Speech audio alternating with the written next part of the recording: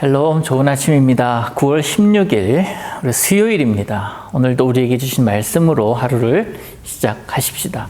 출애굽기 22장 1절에서 4절 말씀 제가 봅니다. 사람이 소나 양을 도둑질하여 잡거나 팔면 그는 소 한 마리에 소 5마리로 갚고 양 한 마리에 양 4마리로 갚을지니라.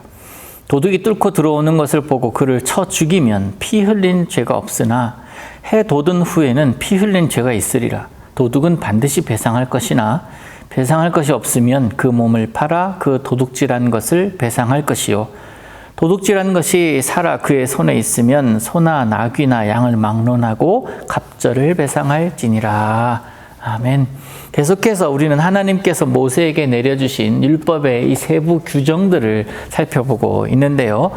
하나님께서 이스라엘 백성들에게 주셨던 그런 헌법과도 관련, 이제 큰 계명이라고 할 수 있겠죠. 10계명을 주신 이후에 구체적으로 이제 내 생활 속에서 지켜야 될 나와 너 사이에 일어날 만한 일들, 그런 일들에 대한 규정을 알려주시고 계시는데요. 여러분 학창 시절을 한번 돌이켜 생각을 해 보시기를 바랍니다. 우리 사회 시간이었나요? 정치 시간이었나? 법이 있는 이유에 대해서 우리는 배운 적이 있습니다. 여러분, 법이 있는 이유가 뭐라고 배웠습니까? 사회 질서를 유지하기 위함이다 라고 우리는 배웠죠.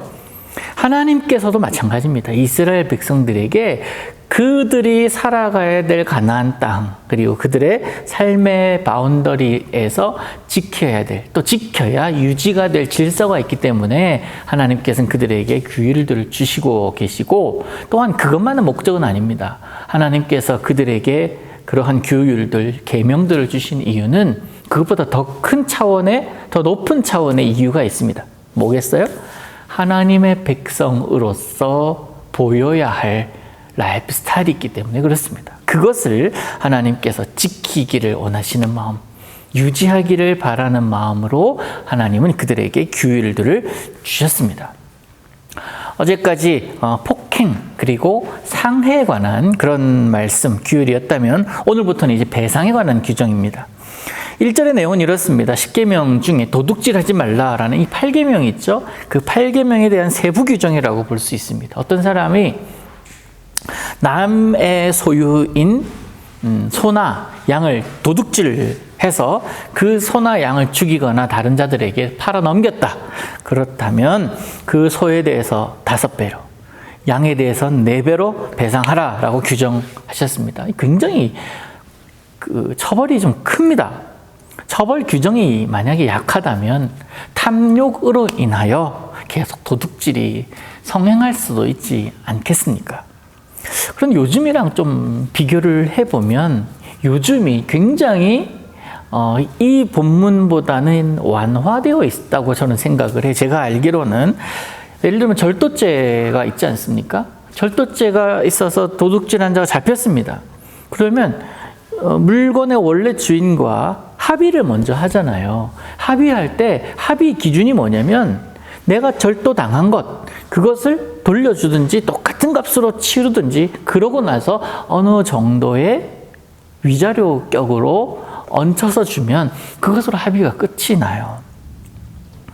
근데 그에 비해서 오늘 본문 이 규정은 굉장히 무겁습니다. 무슨 말일까요?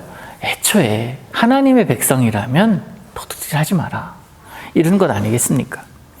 그리고 2절 이후에는 도둑이 남의 집을 침범한 경우에 들켰습니다.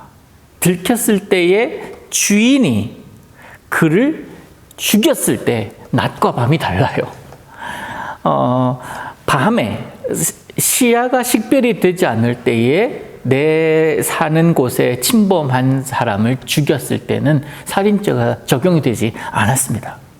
근데 반면에 3절에 보면 어떻게 되어 있냐면 해가 뜬 이후에, 동이 튼 이후에 내 집에 들어온 자를 죽였을 경우에는 그 주인에게도 문제가 있다, 죄가 있다라고 규정을 한 거예요. 죽여서는 안 된다라는 겁니다. 쉽게 얘기하면. 여러분, 광야에 달과 별빛 외에 다른 사람을 볼 수가 있었겠습니까? 그때 정말 자신의 집에 몰래 침입한 사람이 도둑인지 우리 가족을 해치려고 의도를 가지고 들어온지 어떻게 압니까? 그래서 그를 죽여도 살인의 죄를 묻지는 않았지만 해가 떠올라서 사람을 식별할 수 있다면 그 죄가 무겁다 할지라도 그 침입한 그 자를 죽여서는 안 된다라는 거예요. 물론 이 규정에는 논란이 있을 수 있습니다. 우리나라에서도 간간히 이런 뉴스가 뜹니다. 한 강도가 가정집을 침입을 해서 절도 행위를 하려는데 이런 일이 있었어요. 주인집 아들이 그를 붙잡았습니다. 그러면서 막 때리고 격투가 벌어졌어요. 그런데 이 도둑이 강도가 도망을 간 겁니다. 그것으로 끝이 났으면 그만인데 이 주인집 아들이 그를 쫓아가는 거예요. 쫓아가서 그를 때렸는데 그가 죽어버렸어요. 실제로 있었던 일입니다. 법원의 판결이 무엇이었을까요? 그 아들 무죄? 아니면 유죄? 법원의 판결은 유죄였습니다. 과잉방어했다라는 거예요. 그래서 이 판결로 인해서 사회적으로 굉장히 갈등이 많았고 시끄러웠었던 적이 있습니다. 그러면 고스란히 당하고만 있으라는 거냐라고 생각할 수 있는 거예요. 근데 재판부의 판결이 뭐냐면 도주하려는 도둑을 쫓아가서 붙잡아서 그를 죽이기까지 한 그 행위는 그렇게 정당방위라고 보기 어렵다라는 이야기, 그런 판결이었다고 합니다. 도둑질하면 안 됩니다. 이러면 도둑질 안 하면 되죠. 너무나 당연한 이야기입니다. 근데 만약 도둑질했을 때 도둑은 자신의 도둑질한 것에 대한 배상이 반드시 있어야 된다라고 규정을 하고 있습니다. 만약에 그가 가진 것이 없다면 자신의 몸을 팔아서라도, 즉 자기 자신의 자유, 자기가 누리고 있는 자유마저, 그 신분마저 팔아서 종이 된다 하더라도 그 값을 치르게 하시는 것이 바로 하나님의 정의였습니다. 자신의 절도 행위에 대한 책임과 동시에 속죄의 기회를 주는 것이라고 보여집니다. 여러분, 신약 성경에 보면 예수님께서 세리 삭개오를 만나지요. 그의 집에 찾아가신 예수님께서 예수님으로 인해 그가 변화된 모습을 보면서 그에게 구원을 선포하십니다. 한 번 죄인이라 할지라도 영원한 죄인으로 살지 않도록 하나님은 그들에게 찾아가셔서 그들을 회복시키십니다. 예수님의 그 세리 삭개오의 집에 들어감 그 자체가 바로 용서받을 기회, 새롭게 될 기회를 주신 것 아닙니까? 용서받을 기회, 구원받을 기회는 사람으로 하여금 일어나게 만듭니다. 다시 살 수 있도록 기회를 주는 거 아닙니까? 삭개오에게 예수님께서 하신 말씀이 있습니다. 인자가 온 것은 잃어버린 자를 찾아 구원시키러 왔도다.